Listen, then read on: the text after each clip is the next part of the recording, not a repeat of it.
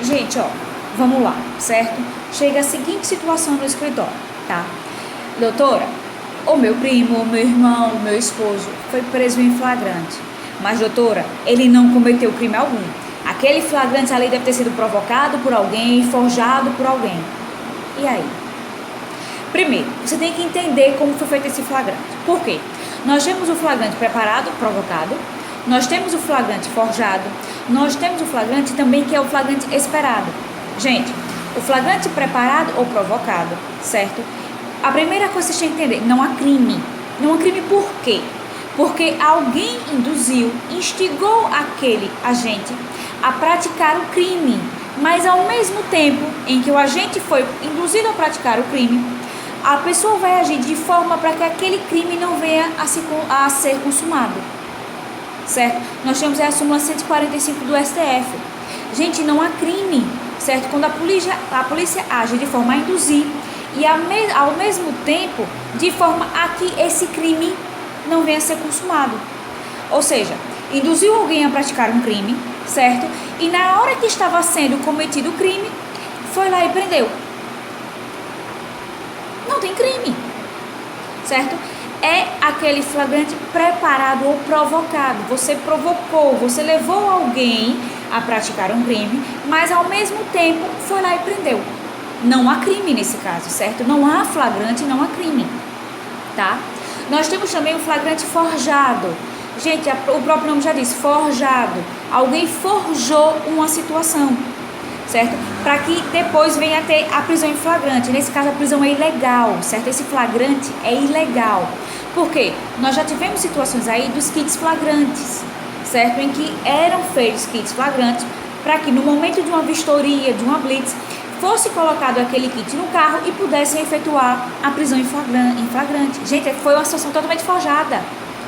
A pessoa ali não cometeu crime, certo? Ela não cometeu crime algum. Tá? Foi forjado aquela cena ali, foi forjada aquela situação, aquela cena de crime, para que a pessoa pudesse vir a ser presa em flagrante. Nós também temos o flagrante esperado. Gente, o flagrante esperado é lícito, tá? Ou seja, a autoridade policial recebe uma denúncia de que tal crime vai acontecer tal dia. E a polícia vai naquele dia, naquele horário, tá? E fica esperando. Ela não está forjando situação, ela não está preparando a situação. Ela está esperando, diante de uma denúncia que ela recebeu, de que tal crime vai acontecer. Por exemplo, o caso de tráfico de drogas. Na rua, você mora, tem um traficante, e aí o vizinho liga, ó, o traficante vem de tal hora, tal hora e tal hora. Se você vier nesse horário, você vai pegar a situação. Perfeito. A polícia vai, fica no aguardo escondida, espera dar o horário e espera começar a prática delituosa. Que aí ele pode acontecer de forma tentada, ou seja, o crime nem chega a se consumar, certo? Ou pode ser de forma consumada também. Mas não é um flagrante legal, tá? E nós temos também o flagrante tardio, tá? Em que é aquele que a polícia deixa de efetuar o flagrante naquele exato momento, certo? Para praticar mais atos de investigações para depois vir a efetuar esse flagrante. Ou seja, ele precisa de mais informações, de mais provas, então ele vai investigar essa situação melhor para depois vir a efetuar aquele flagrante. Claro que se ele pudesse efetuar naquele momento, ele seria totalmente lícito, mas ele prefere estar ali e ele prefere investigar melhor para depois, posteriormente, ele vir a efetuar esse flagrante. Tá?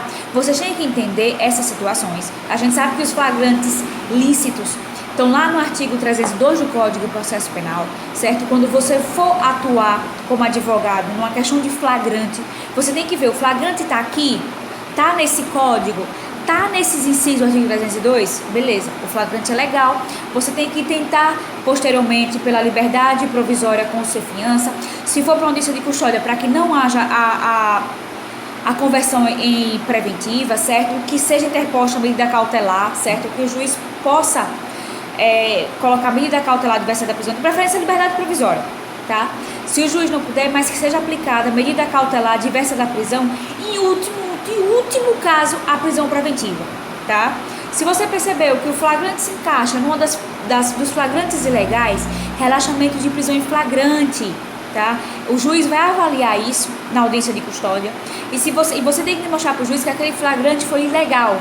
Se o juiz ainda assim não entender pelo flagrante legal e que você, quando explicar, tem que pedir o relaxamento da prisão, porque cabe relaxamento para a prisão em flagrante legal. Se ainda assim o juiz converter, gente, você impetra um HC, tá? Você tem que mostrar para o juiz que aquela prisão se deu de forma ilegal, que ele tem que ser relaxado e seu cliente tem que ser posto em liberdade imediatamente, tá? Então, se o juiz ainda assim conceder a prisão, gente, pelo amor de Deus, impetra um HC. Ou se no caso de prisão em flagrante legal e o juiz não acatar as teses da defesa, não acatar o pedido da defesa em não converter para prisão preventiva, pede ali, você pode pedir a revogação da prisão preventiva. Se o juiz não conceder, você pode, sim, deve entrar como HC. Se o seu tribunal entender, tá, que não há supressão de instância, se você já adentrar com o HC direto, você já impetra o HC de cara, agora de preferência, certo? Tentem ver se o tribunal de vocês primeiro prefere que você atue com a revogação e depois com o HC, tá? Por quê? Para que não haja depois, não seja aceito o HC por supressão de instância, tá? Então, se você perceber que o tribunal aceita já diretamente o HC sem passar pelo juiz de primeiro grau, impetra o HC imediatamente. Se você perceber que o tribunal não aceita, tenta a revogação de preventiva, vai falar com o assessor, vai falar com o juiz. Se não for concedido, impetra o HC imediatamente, tá? Espero que tenham gostado da dica.